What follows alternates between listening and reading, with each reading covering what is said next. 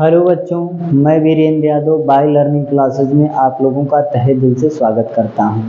हम लोग प्रकाश के परावर्तन तथा अपवर्तन नामक चैप्टर को ख़त्म कर लिए।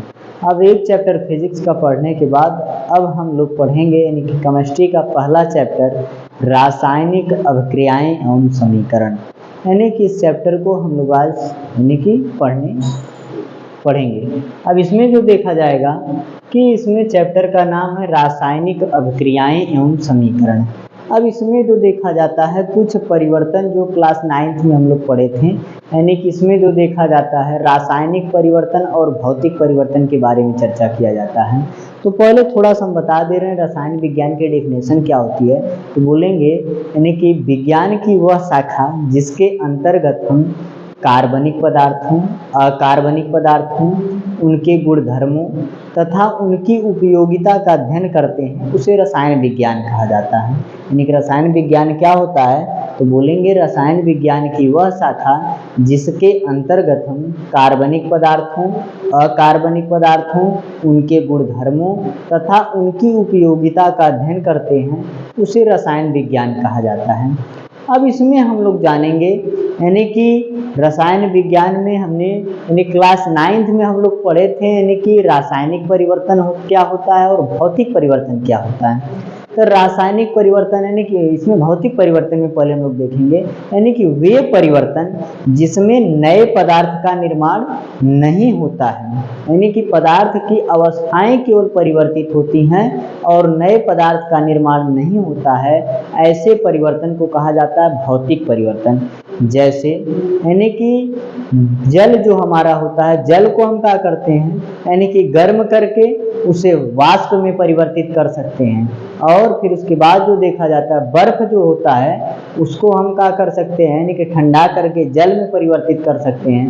यानी कि ताप बढ़ाने अथवा घटाने से जो देखा जाता है पदार्थ की अवस्था में अगर परिवर्तन हो रहा है और पदार्थ को पुनः अपने प्रारंभिक अवस्था में लाया जा सकता है, तो ऐसे परिवर्तन को कहा जाता है यानी कि भौतिक परिवर्तन। जैसे अगर हम बात कर दें, जैसे कांच का टूटना हो गया, कांच टूट गए लेकिन कांच जो था उसके टुकड़े, कांच नए पदार्थ का निर्माण नहीं किया, टूटने के बाद वह कांच ही रह गया, इसलिए इस तरह के परिवर्तन को हम कहते हैं भौतिक परिवर्तन। जैसे यानी कि पेड़ का कटना हो गया, पेड़ को अगर हम काट देते हैं तो पेड़ जो होता है वह कटने के बाद पेड़ ही रहता है, दूसरा पदार्थ नहीं बनता है, तो ऐसे परिवर्तन को हम कह देते हैं यानी कि भौतिक परिवर्तन। तो भौतिक परिवर्तन में हो जाता है जैसे मोम का पिघलना, मोम जो होती है जब पिघल जाती है तो पिघलने के बाद भी वह क्या रहती है, मोम ही रहती है, इसलिए उसको हम क्या कहते हैं यानी कि वह जो देखा जाता है भौतिक परिवर्तन के अंतर्गत आती है। अगर हम बात कर लें जैसे यानी कि इसमें जो देखा जाता है कि अगर कोई ग्लास का टूटना हो गया, कांच का टूटना हो गया, या हम किसी यानी कि कॉफ़ी के पेज का फाड़ना कर दें, कॉफ़ी का पेज फटेगा तो भी वह पेज ही रहता है, नया पदार्थ नहीं बनता है। लेकिन रासायनिक परिवर्तन में जो देखा जाता है उसमें बोलेंगे यानी कि रसायन इसमें जो देखा जाता है वे परिवर्तन जिसमें नए पदार्थ का निर्माण होता है और पदार्थ को अपनी प्रारंभिक अवस्था में नहीं लाया जा सकता, ऐसे परिवर्तन को हम कहते हैं रासायनिक परिवर्तन।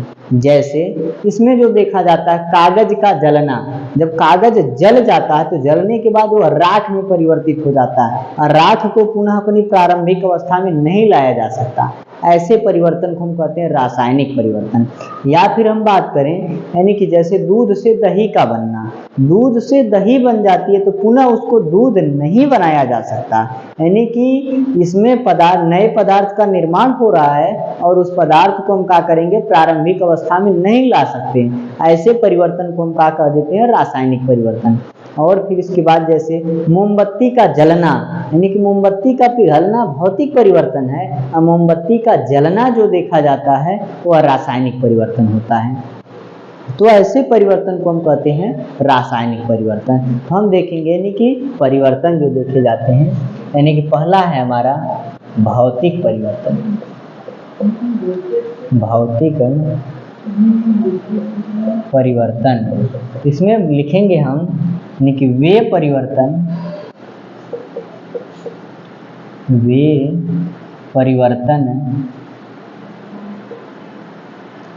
जिसमें नए पदार्थ का निर्माण नहीं होता है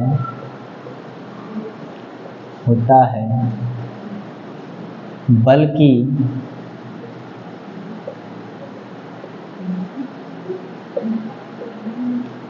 पदार्थ की अवस्था में परिवर्तन किया जा सकता है।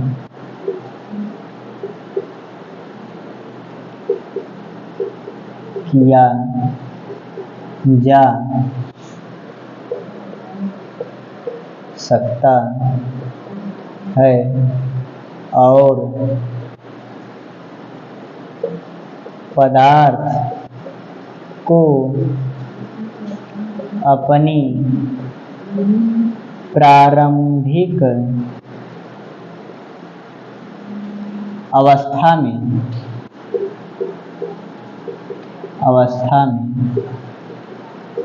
लाया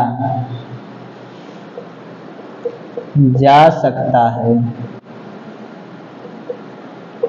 ऐसे परिवर्तन को या बोलेंगे उन्हें भौतिक परिवर्तन कहते हैं।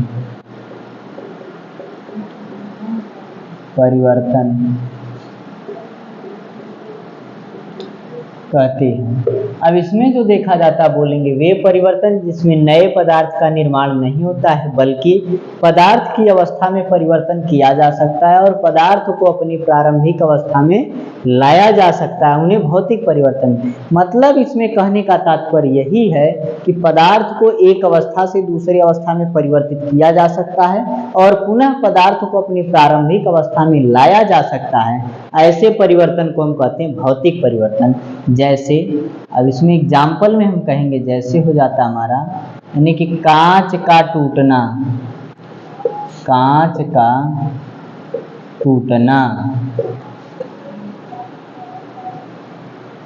मोम का पिघलना,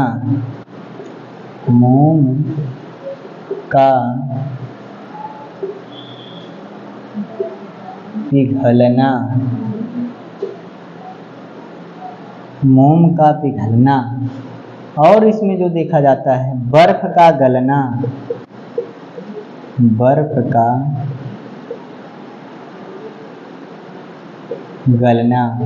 आदि कर दे रहे हैं। यानी कि ऐसे परिवर्तन, यानी कि जैसे बर्फ को हम क्या कर सकते हैं, गलाकर जल बना सकते हैं और इसको प्रारंभिक अवस्था में ला सकते हैं। यह परिवर्तन जो देखा जाता है हमारा भौतिक परिवर्तन होता है। तो बोलेंगे वे परिवर्तन जिसमें नए पदार्थ का निर्माण नहीं होता है बल्कि पदार्थ की अवस्था में परिवर्तन किया जा सकता है और पदार्थ को अपनी प्रारंभिक अवस्था में लाया जा सकता है, उसे भौतिक परिवर्तन कहते हैं। जैसे कांच का टूटना, मोम का पिघलना, बर्फ का गलना, यानी कि आदि जो देखे जाते हैं यह भौतिक परिवर्तन के अंतर्गत आते हैं। अब इसके बाद हम लोग देखेंगे यानी कि रासायनिक परिवर्तन के बारे में। रासायनिक परिवर्तन किसे कहते हैं, तो यहाँ पर लिखेंगे रासायनिक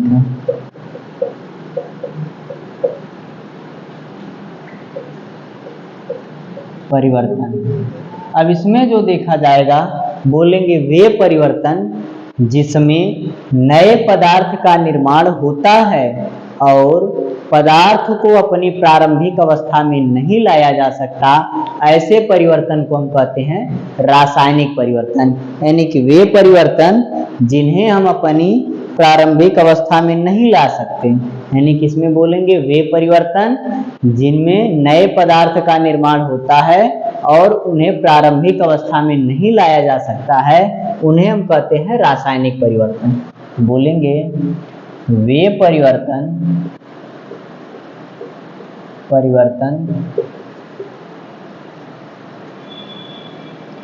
जिसमें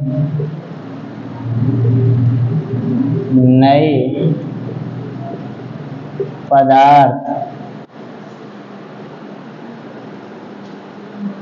पदार्थ का निर्माण होता है और पदार्थ को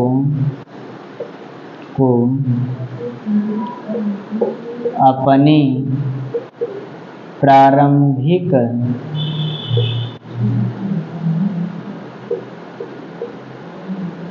अवस्था में नहीं लाया जा सकता, प्रारंभिक अवस्था में नहीं लाया जा सकता है, उसे रासायनिक परिवर्तन कहते हैं। रासायनिक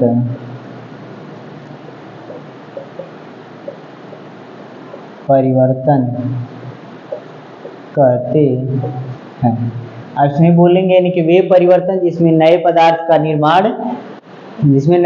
का निर्माण होता है और पदार्थ को अपनी प्रारंभिक अवस्था में नहीं लाया जा सकता है, उसे हम कहते हैं रासायनिक परिवर्तन। जैसे हम बात करते हैं इसमें जो आ जाता है हमारा, कि जैसे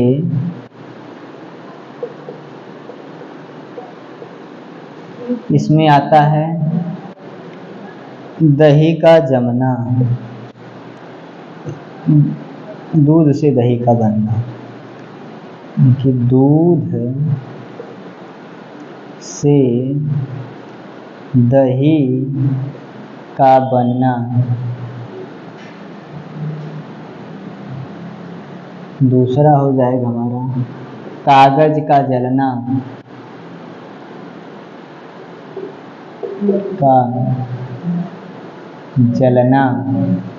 फिर हो जाएगा मोमबत्ती का जलना,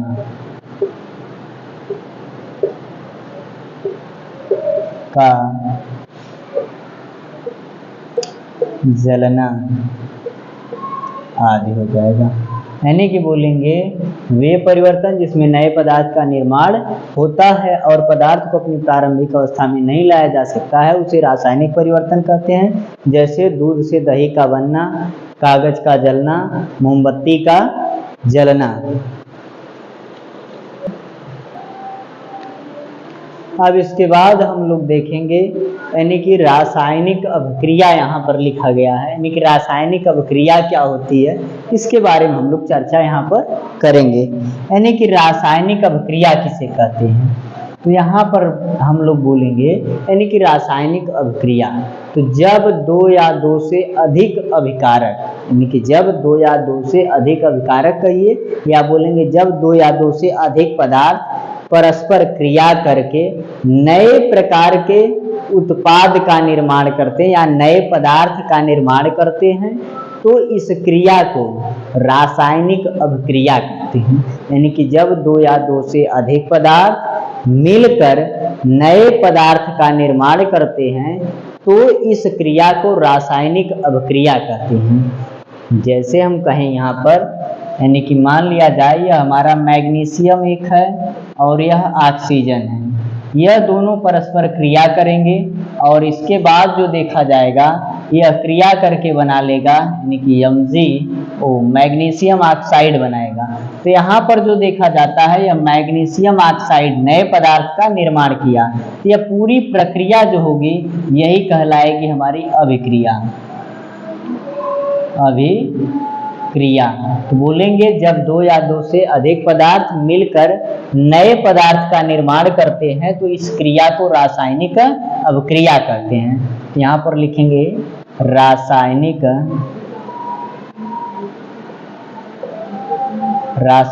अभिक्रिया।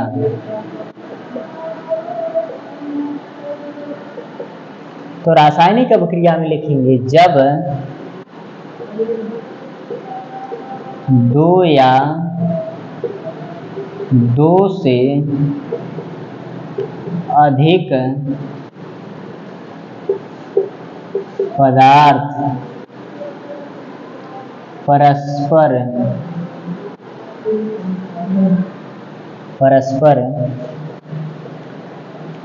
मिलकर नए पदार्थ पदार्थ का निर्माण करते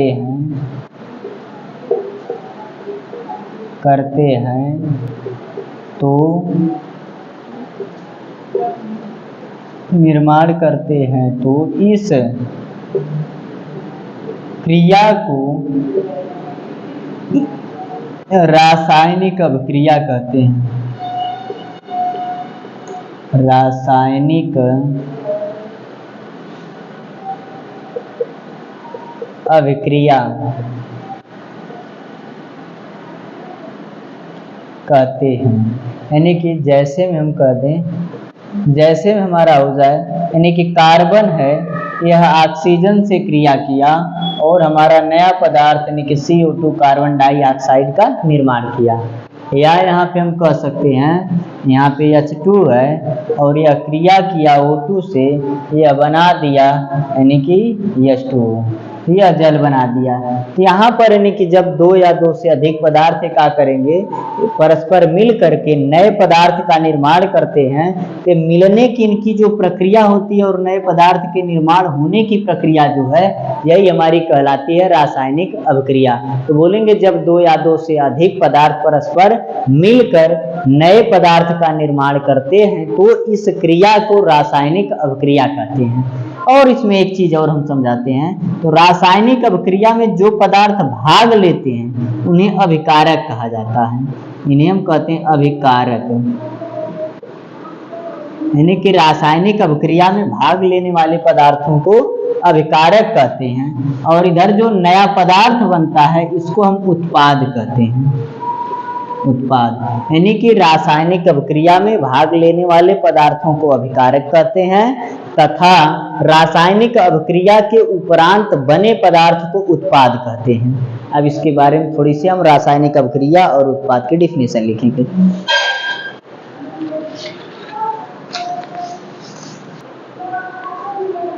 यानी कि अब इसके बाद हम जानेंगे अभिकारक क्या होते हैं। अभिकारक, तो इसमें बोलेंगे रासायनिक अभिक्रिया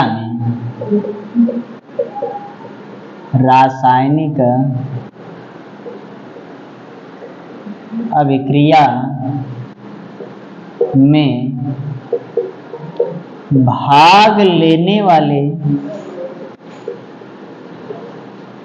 भाग लेने वाले पदार्थों को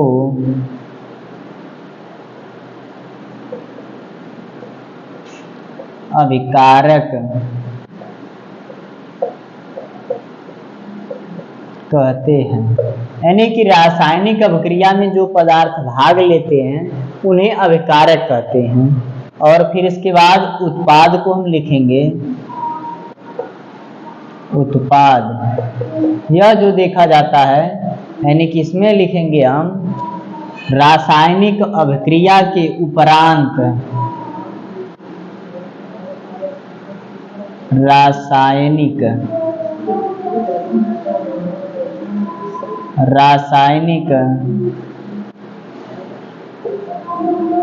अभिक्रिया के बाद बने पदार्थ को उत्पाद कहते हैं। उत्पाद कहते हैं। यानी कि रासायनिक अभिक्रिया में जो पदार्थ क्या करते हैं, भाग लेते हैं, उन पदार्थों को हम उत्पाद कहते हैं। जैसे हमने अभी बताया था, यानी कि Mg है और O है, क्रिया करेगा बनाएगा MgO। तो यहाँ पर जो देखा जाएगा Mg जो है, Mg और O ये दोनों को हम क्या कहते हैं, यानी कि अभिक्रिया में भाग लेने वाले पदार्थ हैं, ये हमारे अभिकारक कहलाते हैं, अभिकारक हो जाते हैं। लेकिन जो नया पदार्थ बनता है इसे कहा जाता है उत्पाद। यानी तो बोलेंगे रासायनिक अभिक्रिया में भाग लेने वाले पदार्थों को अभिकारक कहते हैं तथा इसके उपरांत बने पदार्थ को हम उत्पाद कहते हैं। तो बोलेंगे यानी कि रासायनिक अभिक्रिया में भाग लेने वाले पदार्थों को अभिकारक कहते हैं, रासायनिक अभिक्रिया के बाद बने पदार्थ को उत्पाद हम कहते हैं।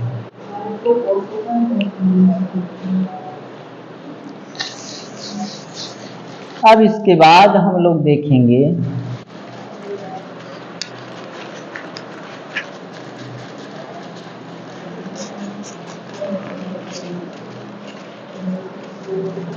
रासायनिक समीकरण क्या होते हैं,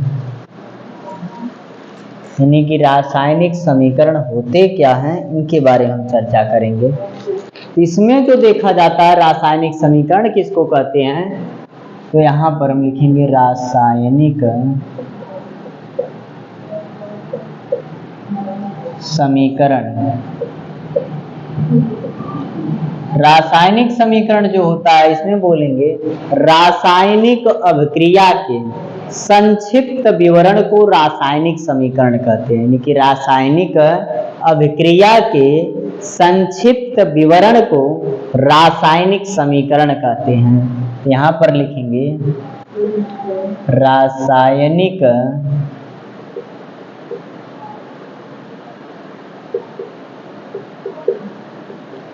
अभिक्रिया के संक्षिप्त विवरण को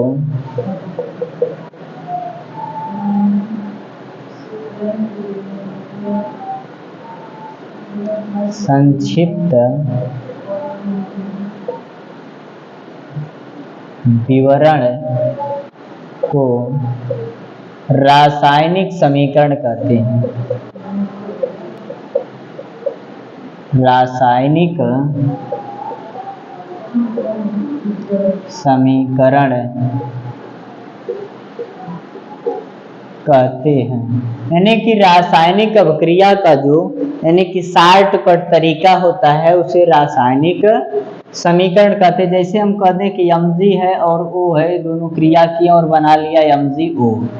अब इसमें जो देखा गया, अगर इसकी बात हम करते हैं तो यहाँ पे मैग्नीशियम है और ऑक्सीजन है, ये दोनों क्रिया करके बना लिए मैग्नीशियम ऑक्साइड। जब मैग्नीशियम ऑक्साइड का निर्माण हुआ, इसमें अगर हम इसको यानी कि शब्दों में लिखें तो यहाँ पे हम लिख सकते हैं मैग्नीशियम ऑक्सीजन से क्रिया करके मैग्नीशियम ऑक्साइड का निर्माण करता है। अब इतनी चीज को अगर हम कहें यानी कि शॉर्टकट बहुत कम भाषा में, नहीं बहुत कम शब्दों का प्रयोग करके लिखना ही क्या कहलाता है, यानी कि रासायनिक समीकरण है। अब इसमें रासायनिक समीकरण में यानी कि Mg plus O gives out यहाँ पे कर दिया गया MgO, यानी कि पूरी प्रक्रिया को कैसे कैसे कौन कौन क्रिया किया और क्या बना, इन सारी चीजों को बस एक लाइन में इसको विस्तृत कर दिया गया। अब यही चीज अगर उस तरह से लिखनी होती तो हम लिखते यानी कि मैग्नीशियम ऑक्सीजन से क्रिया करके मैग्नीशियम ऑक्साइड का निर्माण करता। तो इस तरह से पूरा यह ब्यौरा जो होता थोड़ा सा लंबा हो जाता है, लेकिन यहाँ पर जो देखा गया यह प्रक्रिया यानी कि अगर समीकरण के माध्यम से लिखते हैं तो आसान होती है। अब इसके बाद हम लोग पढ़ेंगे रासायनिक समीकरण को संतुलित करना, यानी कि समीकरणों को संतुलित कैसे किया जाता है। इसके पहले जो देखा जाता है कि द्रव्यमान, यहाँ पे द्रव्यमान संरक्षण का नियम या द्रव्य संरक्षण का नियम जिसे कहते हैं, तो द्रव्य संरक्षण का नियम क्या होता है उसको थोड़ा सा देख लेते हैं तब आगे चलते हैं। यानी कि द्रव्य संरक्षण का नियम, द्रव्य संरक्षण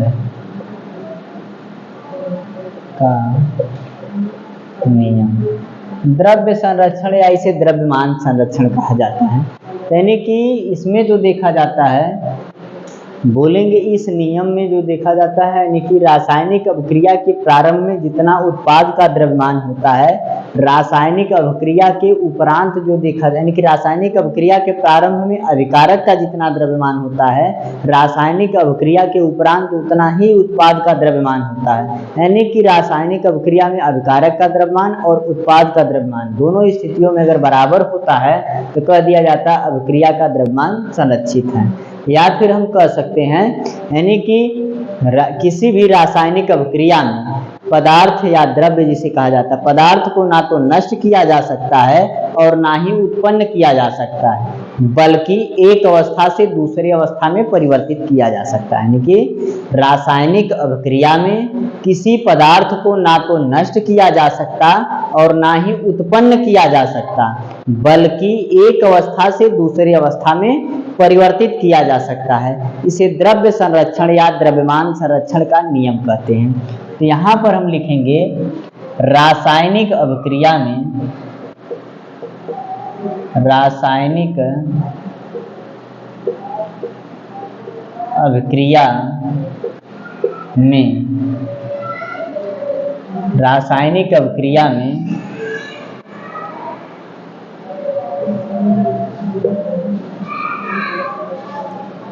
पदार्थ को ना तो नष्ट किया जा सकता है और ना ही उत्पन्न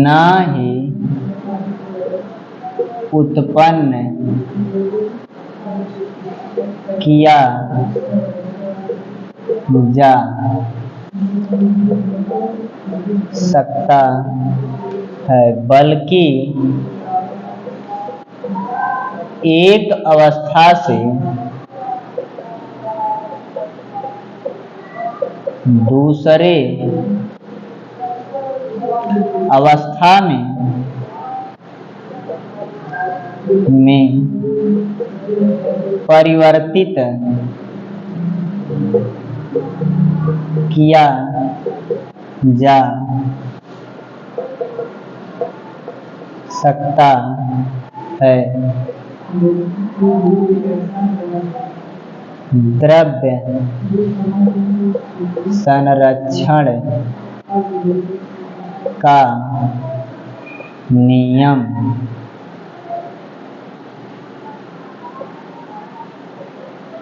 कहलाता है।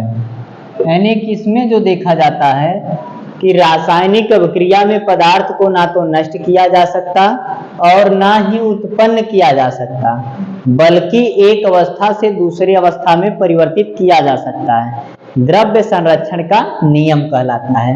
यानी कि या एक चीज और हम कह सकते हैं कि रासायनिक अभिक्रिया के प्रारंभ में अभिकारक का द्रव्यमान जितना होता है, रासायनिक अभिक्रिया के उपरांत उत्पाद का भी द्रव्यमान उतना ही होता है। यानी कि यह एक नियम है। इसका जो देखा जाता है एक परिभाषा और हम लिख दें तो कह सकते हैं कि रासायनिक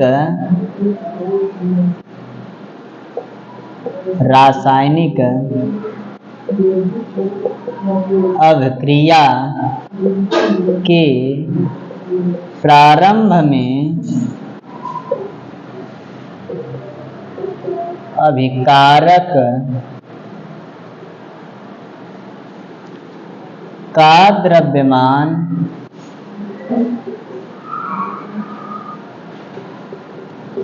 जितना होता है, अभिक्रिया के उपरांत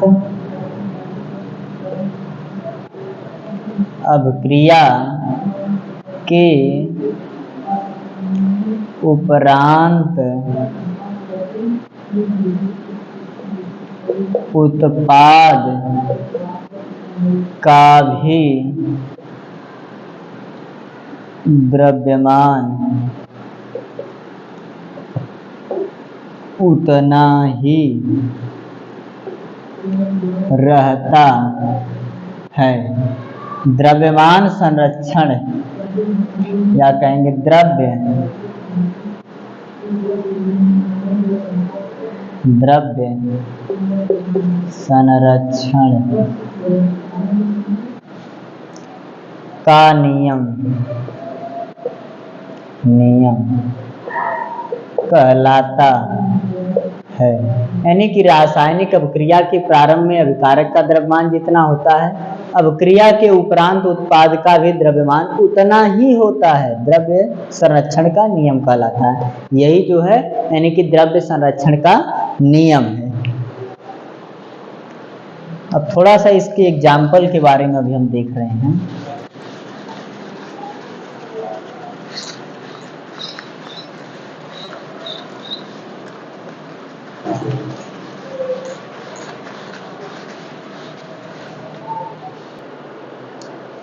अब इसके बाद हम एग्जाम्पल देखेंगे। इसमें मान लिया जाए हमारा C+O2 गिव्स आउट CO2।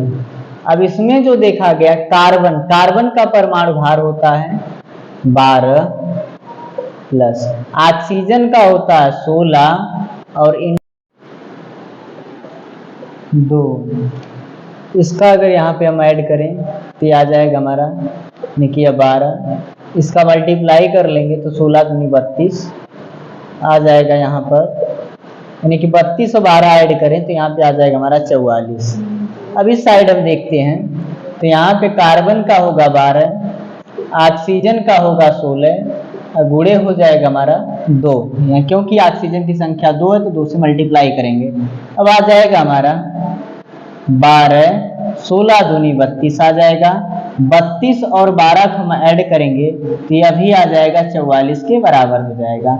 यानी कि हम देखेंगे अभिक्रिया के प्रारंभ में जितना द्रव्यमान था अभिकारक का, अभिक्रिया के उपरांत जो देखा गया उत्पाद का भी द्रव्यमान उतना ही है।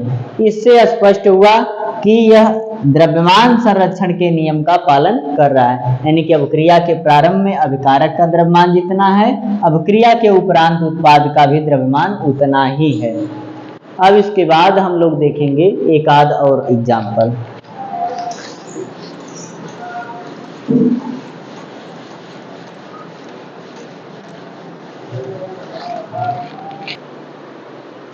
अब इसके बाद देखेंगे हम अगला एग्जाम्पल। यानी कि मान लिया जाए यहाँ पर हमारा हो गया HCl NaOH गिव्स आउट, मान लिया जाए बन जा रहा हमारा NaCl प्लस H2O का निर्माण हो रहा है। इसमें हम देखेंगे हाइड्रोजन की जो होती है यानी हाइड्रोजन का परमाणु भार 1 होता है, क्लोरीन का 35.5 होता है और यहाँ पे सोडियम का होता हमारा 23 प्लस ऑक्सीजन का 16, हाइड्रोजन का 1। इसको ऐड करें तो आ जाएगा हमारा 36.5 प्लस यहाँ पे 23 प्लस ये हो जाएगा हमारा 17। यहाँ पे आ जाएगा 36.5 प्लस 17 और 23 ऐड कर देंगे 7 3 10 हो जाएगा, 2 1 3 1 4 हो जाएगा 40। और इसमें जो देखा जाएगा 40 और 36.5 को ऐड करेंगे तो आ जाएगा हमारा 76.5 के बराबर। अब इस साइड हम देखेंगे इसका होता है यानी कि 23, क्लोरीन का होता है 35.5 और फिर इसके बाद प्लस हाइड्रोजन का 1 होता है, इसकी संख्या 2 है तो गुणे 2 कर देंगे, प्लस ऑक्सीजन का 16 होता है। यहाँ हो जाएगा 23 और 35 को ऐड कर देंगे तो हो जाएगा यानी कि 5.5 3 8 हो जाएगा और 3 2 5 हो जाएगा 58.5 प्लस हो जाएगा 2 का 1 में गुणा कर देंगे तो 2 हो जाएगा प्लस का 16 होगा तो यहाँ पर आ जाएगा 58.5 और प्लस जो देखा जाएगा इसको ऐड करेंगे तो आ जाएगा 18। 58 में 18 ऐड कर दिया जाएगा तो यहाँ पर आ जाएगा हमारा 76.5। यानी कि हम देखेंगे अभिक्रिया के प्रारंभ में जो द्रव्यमान है उतना ही अभिक्रिया के बाद भी, यानी कि अभिक्रिया के प्रारंभ में 76.5, अभिक्रिया के बाद भी जो देखा गया इसका द्रव्यमान 76.5 है। इससे स्पष्ट हुआ कि यह द्रव्यमान संरक्षण के नियम का पालन कर रहा है। अब इसके बाद हम लोग जानेंगे यानी कि रासायनिक समीकरणों को किस प्रकार से संतुलित करते हैं।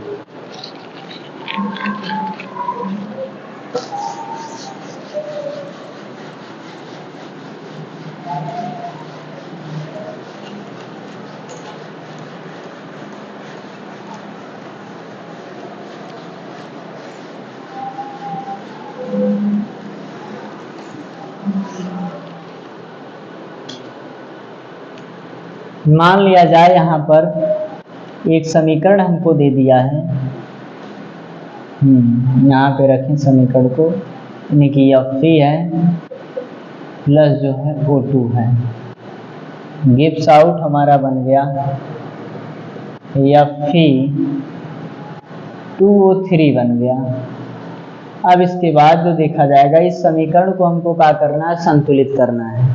तो हम क्या करेंगे, यहाँ पर जो देखा जाता है जो अलग अलग एलिमेंट होते हैं इनको क्या करेंगे, हम अलग अलग ब्रैकेट में लिखेंगे। तो यहाँ पर जो देखा जाएगा यानी कि या प्लस अगर बीच में लगाया है तो इनको अलग अलग ब्रैकेट में लिखेंगे। तो यहाँ पे Fe है तो Fe को एक बड़े ब्रैकेट में यहाँ पर लिखेंगे, और फिर इसके बाद जो देखा जाएगा O है तो यहाँ पे O को क्या करेंगे, O2 को बड़े ब्रैकेट में यहाँ पर लिखेंगे। और इस साइड वाला जो हमारा है तो ये हमारा Fe है, और फिर इसके बाद Fe2 है, और फिर इसके बाद O जो है यहाँ पे O3। इस तरह से एक ब्रैकेट में लिखेंगे क्योंकि यह पूरा का पूरा जो है एक ही कंपाउंड है, यानी कि कंपाउंड के हिसाब से क्या करेंगे, अलग अलग ब्रैकेटों में इसको तोड़कर रखेंगे। तो यहाँ पे अब इसके बाद हम क्या करेंगे कि समीकरण को संतुलित करते समय यानी कि दाएं पक्ष यानी सबसे पहले हम क्या करते हैं, बड़े वाले यौगिक को पकड़ते हैं। इसमें जो देखा जाता है सबसे बड़ा यौगिक यही है, तो बड़े वाले यौगिक को पहले संतुलित करना प्रारंभ करते हैं। तो पहले हम इसमें देखेंगे Fe की संख्या को, तो Fe की संख्या यहाँ पर 2 है, इधर देखेंगे Fe की संख्या 1 है। तो इधर की अपेक्षा जितनी इधर कम रहती है उतने से क्या करते हैं, मल्टीप्लाई कर देते हैं। तो यहाँ पे हम क्या करेंगे, 2 से मल्टीप्लाई कर देंगे। अब यह भी 2 हो गई और यहाँ पर भी 2, यानी कि Fe की संख्या आपस में इक्वल हो गई। अब इसके बाद जो देखा जाएगा यहाँ पर क्या करेंगे हम, यानी कि इधर देखेंगे तो ऑक्सीजन की संख्या 2 है और इधर जो देखा गया ऑक्सीजन की संख्या 3 है। तो इसको संतुलित करने के लिए क्या करेंगे हम, यहाँ पर यानी कि जितनी इसकी संख्या है उतने से इसमें मल्टीप्लाई कर दें, और जितनी इसकी संख्या है उतने से इसमें मल्टीप्लाई कर दें। तो जो देखा जाएगा यानी कि इसकी संख्या से इसमें मल्टीप्लाई कर दें तो इसकी वैल्यू सेम आ जाएगी, इससे मल्टीप्लाई कर दें तो इसकी वैल्यू सेम आ जाएगी। तो मान लिया जाए हम इसमें 3 से गुणा कर दें और इस वाले समीकरण में हमने 2 से गुणा कर दिया। अब इसके बाद जो देखा जाएगा यह समीकरण जो हमारा बना, यानी कि यहाँ पे 3 दूना, अब इसका जो देखा जाता है इसमें मल्टीप्लाई होता है तो 3 दूना 6 ऑक्सीजन हो गया। लेकिन अगर हम यहाँ पर देखें तो 3 दूना 6 ऑक्सीजन हो गया, लेकिन ये एक ही ब्रैकेट में तो 2 का मल्टीप्लाई Fe में भी होगा। तो उसके बाद जो देखेंगे तो यहाँ पे Fe की संख्या कितनी हो गई, 4 हो गई। अब इसके बाद जो देखा जाएगा इसमें हम संतुलन करते समय यानी कि इसकी संख्या में क्या कर देंगे, 4 से मल्टीप्लाई करेंगे, क्योंकि इसकी संख्या 4 है तो 4 से अगर मल्टीप्लाई कर देंगे तो ये हो जाएगा यानी कि 4 Fe। तो यहाँ पर जो देखा गया Fe की संख्या 4 हो गई, यहाँ पर भी Fe की संख्या 4 है। ऑक्सीजन की संख्या जो देखी गई यहाँ पर यानी कि ऑक्सीजन 3 दूना 6 है, यहाँ पर भी 6। तो यह समीकरण में क्या करेंगे यानी कि जहाँ जहाँ जितने का मल्टीप्लाई की हम वही चीज वहां पर बढ़ा देंगे। यहाँ पर 3, यहाँ पर 4 और यहाँ पर जो देखा गया 2 का मल्टीप्लाई हुआ। इस तरह से जो देखा जाता है हम समीकरण को संतुलित करते हैं। एक आध और हम कर रहे हैं।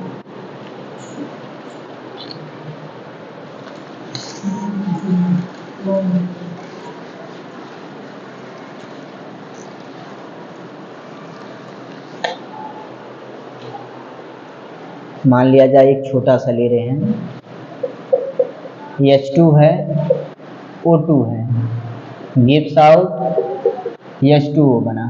अब इसको हमको संतुलित करना है। तो यहाँ पर जो देखा जाएगा हाइड्रोजन को देखेंगे तो यहाँ पर लिखेंगे ऑक्सीजन है, ऑक्सीजन को क्या करेंगे यहाँ पर लिखेंगे।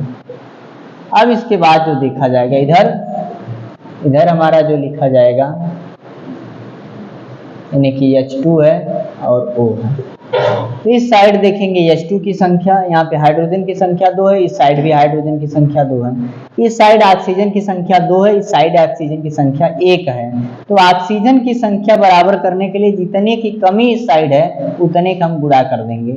अगर हम इधर 2 का गुणा कर देंगे तो इसमें यानी कि इस 2 के कारण तो ऑक्सीजन की संख्या 2 हो जाएगी, लेकिन इसके कारण जो देखा जाएगा हाइड्रोजन की संख्या 2 दूना 4 हो जाएगी। इधर ऑक्सीजन हाइड्रोजन की संख्या 2 है, तब इसको संतुलित करने के लिए इस वाले हाइड्रोजन के पास हम क्या करेंगे, 2 से मल्टीप्लाई कर देंगे तो इस हाइड्रोजन की संख्या 4 हो जाएगी। इस भी हाइड्रोजन की संख्या 4 है, इसकी संख्या 2 है, इसके कारण जो देखा जाएगा 2 इसकी संख्या हो जाएगी। तो हम क्या करेंगे, जहां जहां बढ़ाएं वहीं पर क्या कर देंगे, यहाँ पे लिख देंगे। तो हमने H2 के पास बढ़ाया तो H2 के यहाँ लिख दिया, यहाँ पे H2O के पास बढ़ाया तो H2O के पास लिख दिया। यह हमारा समीकरण संतुलित हो गया।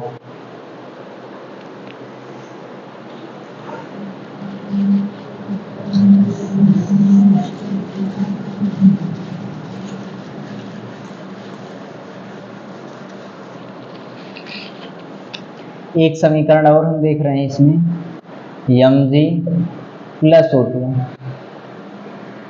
gives out MgO। इस समीकरण को आप लोग क्या करिए, कोशिश करिए,